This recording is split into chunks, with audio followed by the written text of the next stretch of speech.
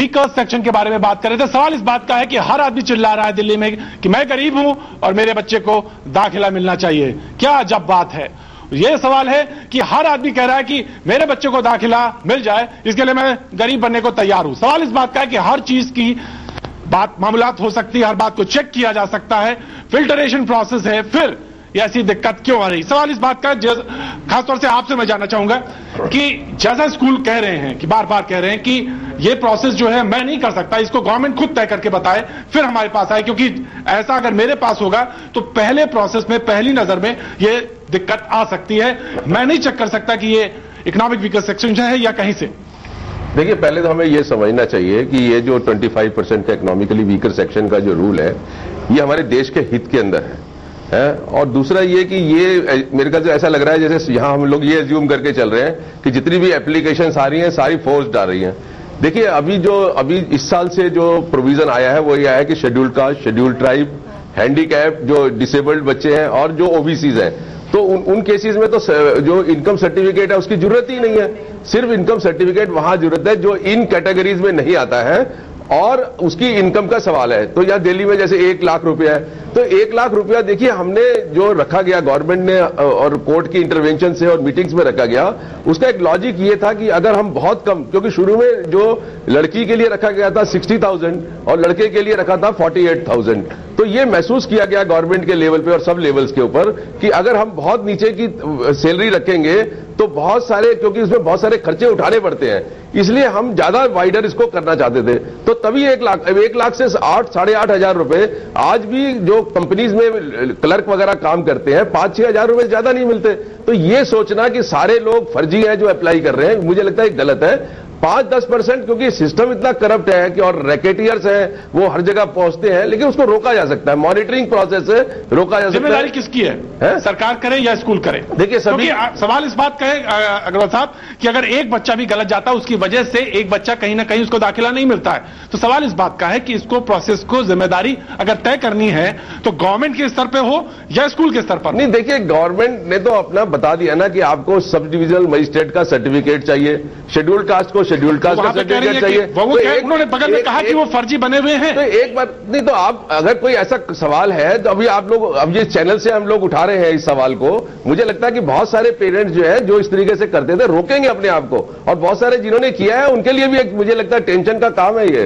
वो तो है ही, एफआईआर लॉज होनी चाहिए। ऑफकोर्स एफआईआर लॉज होनी चाहिए। जी, कहना चाहता हूँ कि ये सोलरी स्कूल में छोड़नी चाहिए और प्रिंसिपल एक्ट में भी, जो एक्ट पहले 1973 का बना हुआ है, उसमें सारी एडमिशन पावर प्रिंसिपल पर है। प्रिंसिपल ही अपना वेरीफाई कराए, किसी को भेजे या पहले फॉर्म में 1 महीना पहले आ जाए उसकी वेरीफाई करा ले। गवर्नमेंट का तो आप एफिडेविट दो, आपके 50,000 रुपए तनख्वाह तो भी वो 1,000 में बना देंगे सर्टिफिकेट। एफिडेविट देना, एसडीएम में उठकर जाना नहीं है कि जा भाई तेरा क्या है, वो उधर एफिडेविट है उस पर सर्टिफिकेट इशू कर देना। लेकिन प्रिंसिपल जो हो उसको काफी पर्सनल नॉलेज होती है कि ये कौन सी फैमिली से है, उसके इलाके का है, कितने 2 किलोमीटर। मैं आपको बताऊं, बहुत सारे एडमिशन ईडब्ल्यूएस के स्कूल की मैनेजमेंट की मर्जी से होते हैं, वो उनसे कैश ले लेते हैं, मोटा पैसा ले लेते हैं और कहते हैं कि ईडब्ल्यूएस में तुम आ जाओ सर्टिफिकेट लेके। ऐसा नहीं है। और दूसरा ये कि अगर हम मैनेजमेंट, स्कूल मैनेजमेंट पे छोड़ देंगे तो हमारा इकोनॉमिकली वीकर सेक्शन का एक भी बच्चा दाखिल नहीं होगा। इसलिए ये बिल्कुल गलत है। जो प्रोसीजर गवर्नमेंट ने बनाया है वो बहुत हेल्दी है, लेकिन उसको स्क्रीनिंग करने की जरूरत है, उसको मॉनिटर करने की जरूरत है। जी, जितने भी महानुभाव हमारे आगे बैठे हैं जिला स्तर में, कितने भी ईडब्ल्यूएस है, ईडब्ल्यूएस जो है एसडीएम से सर्टिफिकेट मिलते हैं, ये स्कूल वाले अपने आदमी को कहते हैं चौकीदार को तुम बना के ले आओ अपने सर्टिफिकेट, और जब बाकी आदमी जाता है कि यहाँ हाउसफुल है, कोई सीट नहीं है। ये मेरे सामने ऐसा हुआ है, हमारे झुकी झोपड़ी है, उनका एक बच्चा भी स्कूल में नहीं पढ़ता। ब्रेन इंटरनेशनल स्कूल है वहां पे, केआर मंगलम है, बनस्थली स्कूल है और ममता मॉडल स्कूल है। आज तक एक बच्चे को उन्होंने नहीं लिया। उनको कहते हैं जी यहाँ पूरे आदमी बच्चे, अब सीट पूरी हो गई है, दैट्स ऑल। वो अपने लोगों को नंबर 2 का पैसा लेके उनको कर देते हैं वहां पे। सवाल इस बात का है, ये जो प्रोसेस है ये इसको कैसे चेक किया जाए? मैं आपसे जानना चाहता हूं, इसको कैसे चेक किया जाए? देखिए, ये तो सामाजिक जिम्मेवारी की बात है। आप कितने भी नियम बना लीजिए, जब तक ये बात दिमाग में नहीं आएगी किसी, जो भी लेने वाला व्यक्ति है या जो जाने वाला व्यक्ति है, जाने वाला भी दोषी है ना, वो गलत सर्टिफिकेट लेके जा रहा है, स्कूल का क्या दोष है? मतलब वो तो सबकी मानसिकता एक जैसी है कि हमें फायदा उठाना है। जैसे मैम ने कहा कि एफआईआर दर्ज होनी चाहिए, सख्ती के साथ कहीं ना कहीं कोई स्टेप तो दिखाई देने पड़ने चाहिए। जी सबको बोलना चाहिए, एक कौन नहीं जानता। स्कूल वालों को ये पता है कि आदमी रिक्शे में लेके अपने बच्चे को ले रहा है, उसको सर्टिफिकेट की जरूरत क्या है? जब वो रिक्शे में ले जा रहा है अपने बच्चे को, कहता है रिक्शे वाला हूं, उसको भी आइडेंटिफिकेशन चाहिए ईडब्ल्यूएस का। उसको ईडब्ल्यूएस मिलेगा नहीं, क्योंकि ईडब्ल्यूएस के लिए 5,000 10,000 लेते हैं, और बेचारा कहां से लाएगा रिक्शा वाला 5,000 रुपया, इसलिए उसको मिलता नहीं है। नहीं प्रतीक, इसमें देखिए बहुत ही सिंपल है, किसी भी विद्यालय के 1 किलोमीटर के दायरे में ही 25% ऐसे बच्चे आपको मिल जाएंगे जो इसके हकदार हों। वो तो लेने की बात है, फिर आप नियमों कानूनों मतलब फिर आप खुद ही उससे चाहते हो। आपका कहना है कि अगर नियत में कहीं खोट है तो मुश्किल है। नियत सबकी खोट में है सर। इस मुद्दे में दोनों तीनों तरफ से मैं इस मुद्दे पे मैं आपका फाइनल वर्ड चाहता हूं राजपूत साहब। देखिए, इसके बहुत से तरीके निकाले जा सकते हैं। जैसे मेरा ये मानना है कि इस तरह का जो वेरिफिकेशन है वो काम स्कूल के इस टीचर या प्रिंसिपल के बस का नहीं है, न उनके ऊपर ये लादा जाना चाहिए। ये काम एडमिनिस्ट्रेशन का है, व्यवस्था का है, सरकार का है। और इसमें सहायता करने के लिए एक दूसरा उपाय है कि जो उस एरिया में काम करने वाले वॉलंटरी एजेंसीज हैं, जिनका अच्छा रिपुटेशन है, जो इसमें हिस्सा ले रहे हैं, उनसे मदद ली जाए। अगर उनसे मदद ली जाए, फिर रेजिडेंट वेलफेयर एसोसिएशन हैं, इस तरह के लोग हैं, उनका एक ग्रुप बना करके अगर इसको देखा जाए तो मैं समझता हूं कुछ अंश तक, पूरी तरह नहीं, कुछ अंश तक इसमें हम सही लोगों को ला सकते हैं। ये पॉइंट जो निकल के आए, कुछ जोड़ना चाहते हैं आप? एक सोल्यूशन जो है वो देखिए, हमारे पास ऑलरेडी एक एग्जाम्पल है कि प्राइवेट जो हॉस्पिटल्स हैं दिल्ली के, जो सरकारी जमीन पर है और जिनको 10% आईपीडी फ्री देना है, उसके लिए दिल्ली सरकार ने और हाई कोर्ट ने मॉनिटरिंग कमेटी बनाई है। मैं उसका सदस्य हूं। रेगुलरली हम लोग हॉस्पिटल्स के अंदर विजिट्स करते हैं, उसको मॉनिटर करते हैं। मुझे लगता है इस तरीके की एक मॉनिटरिंग कमेटी दिल्ली सरकार को इन स्कूलों के लिए भी बनानी चाहिए, जो रैंडम बेसिस पे चेक करें। उससे आप मॉनिटरिंग कमेटी एसडीएम के लिए बनाइए ना, जो एसडीएम जो सर्टिफिकेट दे रहा है वो कैसे दे रहा है, अगर कोई उसको मॉनिटर करेंगे। अगर कोई इस तरीके का केस आएगा तो एसडीएम के खिलाफ भी एक्शन हो सकता है, ऐसा नहीं है। ऑफ कोर्स अगर जहां तक सवाल उन्होंने कहा कि वेरिफिकेशन के, जहां तक राजपूत साहब ने कहा कि वेरिफिकेशन गवर्नमेंट के लेवल पे हो, चेकिंग पॉइंट्स हो और एक तरह से आरडब्ल्यूए की पार्टिसिपेशन हो, 1 किलोमीटर के दायरे में आपको 25% सीटें मिल सकती हैं। नहीं 3 किलोमीटर अभी जो नेबरहुड पॉलिसी में 3 किलोमीटर 3 किलोमीटर पहले लॉट में, फिर 6 किलोमीटर, और उसके बाद भी अगर सीट रह जाती है तो 6 किलोमीटर के बाद भी जा सकते हैं हम। ऑफ कोर्स ये एक निदान हो सकता है, ये एक पॉइंट हो सकता है, लेकिन हालांकि 100% प्रूफ ये भी नहीं है कि उसके बाद भी कुछ सही होगा, क्योंकि वक्त अभी छोटे से ब्रेक के बाद जब हम फिर लौटेंगे तो सरकारी स्कूलों की तरफ बात क्यों नहीं उठती है, बार बार ये मुद्दा प्राइवेट और पब्लिक स्कूलों की तरफ क्यों आता है लौटकर, हम बात करेंगे। अभी वक्त है छोटे से ब्रेक का।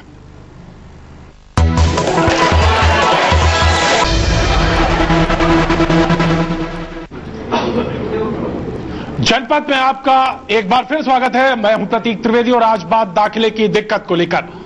ब्रेक में जाने से पहले बात हो रही थी कि आखिर मॉनिटरिंग कमेटी बनाई जा सकती है इकोनॉमिक वीकर सेक्शन को लेकर, लेकिन एक सुझाव दिया जैस राजपूत साहब ने। उन्होंने कहा कि आरडब्ल्यूए की पार्टिसिपेशन अगर बढ़ाया जाए, उनको उसमें बीच में लाया जाए तो बहुत कुछ चीजें इस बारे में फिल्टर होकर आएंगी और लगभग ये चीजें सुधारी जा सकती हैं।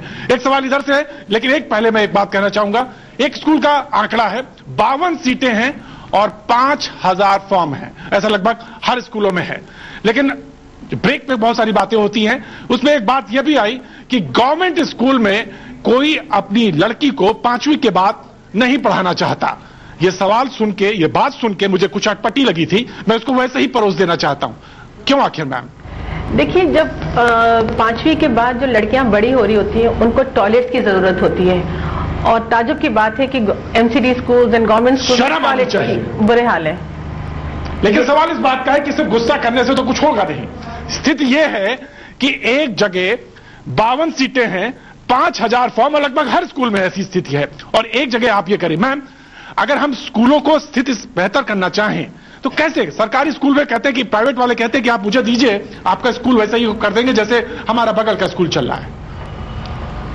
ये तो मैं नहीं कह सकती कि एकदम से ऐसा हो जाएगा, लेकिन सरकार वास्तव में यदि दिक्कत महसूस कर रही है, जो मुझे लगता है कि हो रहा है अब, एक तो आबादी में लोगों की इकोनॉमिक ग्रोथ जितनी हुई, मानी जो जिस सेक्शन में थे, जिस वर्ग में थे, उससे लोग बड़ी तेजी से आगे बढ़े। पिछले 50 वर्षों में यदि आप देखें तो लोगों की पेइंग कैपेसिटी बहुत बढ़ गई। माने कि वो अपने बच्चे को एक इंग्लिश मीडियम फी वाले टाई बेल्ट वाले स्कूल का पैसा, पढ़ाई हो रही है नहीं हो रही एक अलग बात है, वहां भी नहीं हो रही, मगर फिर भी भेजना चाहते हैं, उसी में भेजना चाहते हैं, पैसा देना चाहते हैं, लेकिन वैसे स्कूल ही नहीं है। क्यों? कि उसको सोचा ही नहीं गया। सरकार की पॉलिसी है मतलब 100% अगर स्कूल खुलने हैं 30 प्राइवेट को दे दिए, 70 हम अपने खोल लेंगे। आपके 70 स्कूल में बच्चे आने के लिए है कहां? नहीं है, नहीं है। लोग तो उस चीज में भेजना चाहते हैं। तो इसको जरा मापा जाए कि जनता चाहती क्या है, जैसा चाहती है वैसा दीजिए। मैं तो सरकार ही खोल दे प्राइवेट स्कूल, सब्सिडाइज फीस वाले 4 तरह के स्कूल खोल दे सरकार, देयर इज नो हार्म, पर बच्चे को स्कूल मिलना चाहिए। आपका पिछली बार बयान था एक, मैं आपको याद दिला रहा हूं, आपने कहा था कि जो 25% बच्चे हैं जब गवर्नमेंट स्कूल में जाएंगे तो एक अच्छी एक जेंट्री बनेगी और बच्चों की, और वो बेहतर होंगे स्कूल, सरकारी स्कूल। सर ये सवाल मैं आपके सामने रखना चाहता हूं, क्या स्कूलों की स्थिति बेहतर होगी? या दूसरा सवाल ये, उसको अगर घुमा दिया जाए कि पब्लिक प्राइवेट पार्टनरशिप की बात जो है वो बेहतर होगा? पहली बात तो मैं इस पर कहना चाहूंगा कि पेइंग कैपेसिटी जो बढ़ी है, आज भी दिल्ली में भी एक बहुत बड़ा वर्ग है जिसकी पेइंग कैपेसिटी नहीं बढ़ी है, क्योंकि वो प्याज पर खर्च हो रही है। अगर कुछ बड़ी भी है तो वहां जा रही, उसके पास ये हिम्मत नहीं। हाँ, इच्छा उसकी अवश्य है कि उसका बच्चा अच्छे स्कूल में जाए, और ये बहुत बड़ा परिवर्तन हुआ है कि अब ये बात नहीं कहते हैं लोग मुझे पढ़ाई चाहिए, बच्चा पढ़ जाए, अच्छी एजुकेशन मिले, ये बात आ गई है, जो कि पॉजिटिव साइन। देखिए सर, जब दिल्ली में 77,000 करोड़ रुपए खर्च हो रहे थे कॉमनवेल्थ गेम्स पर, तब एक छोटी सी खबर छपी थी कि 60 स्कूल दिल्ली की म्युनिसिपल कॉर्पोरेशन के टेंट में चल रहे हैं। जी सर। अगर टेंट